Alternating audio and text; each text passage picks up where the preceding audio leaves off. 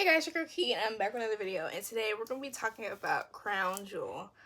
First off, we're going to start off in the order of which everything went down, and honestly, the main event was the supposed main event, so all the people that was crashing out low-key, watch. That was a undeserved crash out, unnecessary crash out for no reason. But they first started off with the OG Bloodline versus the Thug Line. Now, when it comes to this whole match, for me, it was storyline pushing. I think for everybody, it was storyline pushing. But at the same time, it was so good to see the Usos back in the ring together. Like, they didn't hit the 1D, which to me, it shows that they're not in sync yet. They're not all the way together. They're not all the way like this. They're not all like this, like yet. Same thing with Jay and Roman. Dang, Jay wouldn't even tag that man in. He wouldn't even tag him in for real. Like, he was on the ropes when he tagged in Roman. Like, Jimmy had to be off the thing for him to tag in Roman. So, we all see that they are not cool yet. We even see Jay have his own entrance, which I like the fact they let Jay have his own entrance because it showed where he stood with the two of them. But also show how far he's come when it comes to the whole bloodline. Like, he's not the same man he used to be. And I'm one of those people that believe that even if Jay comes back to the bloodline full time, and even if he sometimes tags with Jimmy and the Usos are back, that's not going to take away from his singles run. It's not going to take away from who he is individually. This was for a purpose, so y'all know who each of these men are, and so they can reach the heights that they know they could be. And they've done it. They've done it. So, all those hardcore Jey Usos fans, y'all need to take a chill pill, okay? Because then it gets a little weird to where y'all like, y'all down Jimmy, and we don't need that, okay? Because Jimmy, he's very talented in that ring. Let's not forget, okay? And I like the fact that he's basically the glue. Jimmy's basically the glue right now. And he even said, like, the guy said, the team of Jimmy Uso. I was like, my man Jimmy getting his props. But also, that match. Now, the Bloodline 2.0, the Thug Line, they are a bunch of unserious people because they were emoting every single second of the freaking match. You got Solo, you got Solo with what he does usually, which is fine. But then you have Jacob, I love you Solo, me to death. And then, why does Tama do this? Why does Tama eat in the ring? I don't get it, man. The crowd loved it though. The crowd loved it. But also, that end of the match where I'm gonna say Roman got pinned, but let's just say he got pinned.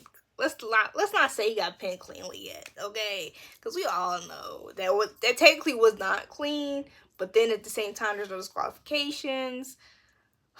Like, that was a little. I expected that to happen, but at the same time, it's like, dang. It's like you can't like say Solo has no reason to say he's a tribal chief because he pinned the WWE champion and he pinned Roman Reigns. So Solo can say whatever he wants now. He can't say that he's a tribal chief just because he didn't get the Ulafala right, but he can say almost anything he wants, honestly. And at the end, Roman sees Solo put on the Ulafala, and Roman basically has like an Undertaker like moment. And comes back to life to take that little fall back. And y'all just see that's what his prime motive is. His prime motive is that Ulafala. Because it just has it has a lot of history with it. But it's like, that's where he is with it. And hopefully he gets that back. Okay, hopefully he gets it back. I kind of thought Crown Jewel would go differently, like a few months ahead. But it went exactly how I expected it for the Bloodline, except Sammy. Sammy coming out and Hulula kicking Roman. That right there was not on my bingo board. But at the same time, I feel as though some of that may have been on purpose. It may have been on purpose, but I'm not gonna feel bad for Sammy. Jimmy was not feeling it either. Next match was the tag match with the women's tag team champion, and you got Metaphor, Shakira and Lash. Sky Pirates, Io and Kyrie. And then you have Chelsea and Piper. Those women put on a show. Those women really did their thing, and I was so happy to see Lash and Shakira out. I'm a new fan of theirs, but I would see a little bit of them just because I'm on wrestling TikTok and Twitter, and they are some future stars. Lash right there, she is a future women's champion. I just could see it in her, and I love it. I love the fact that they were able to have this opportunity. When it comes to compare to the match that we could have had with Rhea and Raquel, I prefer the tag team matches because the women's tag team division and the tag team division in general needs to have more spotlight. But also, this was a chance for so many different women to be showcased that was not given that time, because we've seen Rhea and Raquel. We saw Raquel later on in the PLE. So it's like these women were given the opportunity, and I'm glad that they had it because they showed out. They showed out, and the MVP of that match for me was Lash. You know, Lash did her thing, and still our women's tag team champions. Now the next match, Bronson Reed and Seth Rollins. That match was a pretty good match. I ain't gonna front. I ain't gonna lie. I thought Seth was gonna get dirty. There was a small part of me that thought he was gonna get done dirty, but it's Seth Rollins, okay? He's the architect, which you see in that match. Big brain. But you can tell that is not the end of Seth and Bronson Reed. Honestly, if Seth makes it to that World Heavyweight Champion qualifying match, that'd be a miracle. Because the way Bronson was looking after that match, it's nowhere near done. And I'm just glad Bronson Reed is able to have that opportunity as well, because he got released before, and now he's back making a scene, making every use of this opportunity again. And I just love it. I love seeing it. Same thing with Nia. Taking every bit of the opportunity and running with it and making a scene with it. And I loved it. Seth, I really think Seth is gonna turn I think Seth is turning like a new page when it comes to his character. We might see a little bit of old Seth, I think. Just a little bit. I think that might be the case. Now, the next match with Liv and Nia Jax. As I told y'all, if it was a perfect world, Nia was going to win. But since it's not, and since they wanted to throw a little curveball, Liv Morgan took the dub after distractions from, hold up, there's a list. Tiffany Stratton, Raquel Rodriguez, and Dominic Mysterio. The help of 3 people, dedicated or not, allegedly not. I think Tiffany showed that she's not really sold on Nia. And I think Nia is starting to see that. But I also think that it's a great idea that she did not cash in, because I'm feeling there's going to be an unexpected cash in, which it better not be at the sake of Naomi. I'm hoping it's not the sake of Naomi, because if it is, it's going to be a smack in my face. It's going to be a smack in a lot of people's face. It's going to be a smack in her face if that is the case. But that's neither here nor there. We're talking about Liv and Nia. Reel it back in. But that right there is getting kind of old to me. I understand she's a heel. I understand that her winning like she won is a heel work type of win. But at the same time, not every heel had zero. She had 0 clean matches. 0 clean matches. 0. You can bring up the fact that Roman did whatever he wanted to do. Roman made a name for himself on the main event card. Made a name for himself without cheating. Got the belt without cheating. So, sweetheart, y'all, the Liv fans, don't bring it up. Please. I understand Roman is the easy target just because that's what he was doing. But he wasn't out here hiring a trash bodyguard either. Sorry, I had to turn it in. But it was a good match because it was a good match when it comes to the wrestling, because you could tell both of them kind of got some good chemistry together. I ain't gonna front. A lot of it was Liv was fighting for her life, but at the same time, it was some good wrestling. I can't deny that. Even though the way it went, I wasn't feeling. They do kind of got some good chemistry, and I mean, Liv is gonna be Liv. You know, there's no real point of really getting not upset about it or kind of complaining about it, because this is how it's gonna be for a while. Hopefully, she's not at WrestleMania. It's doing a disservice to the women's main card scene for her to be champion for as long. Be mad at me if you want. That's how I'm feeling. That's how it's seeming, because instead of getting this chance to see other women actually do stuff cleanly or actually wrestle in a way that we like on Raw, the kind of like the main show, we don't see that for our women's champion. Nia, though, she's doing a great job. I like Nia. No complaints here. But she's our new Saudi champion. Liv, congratulations. But Liv the person, this is not Liv the person, it's Liv the character. I just gotta put that out there. And next match was Randy and KO. I thought they was gonna actually have a match. I thought they were gonna have a match, but no. Instead, they went at it. And it was kind of giving some hatred, which came out of nowhere, because these two are some men, but there is a thin line between love and hate. So I'm here for it.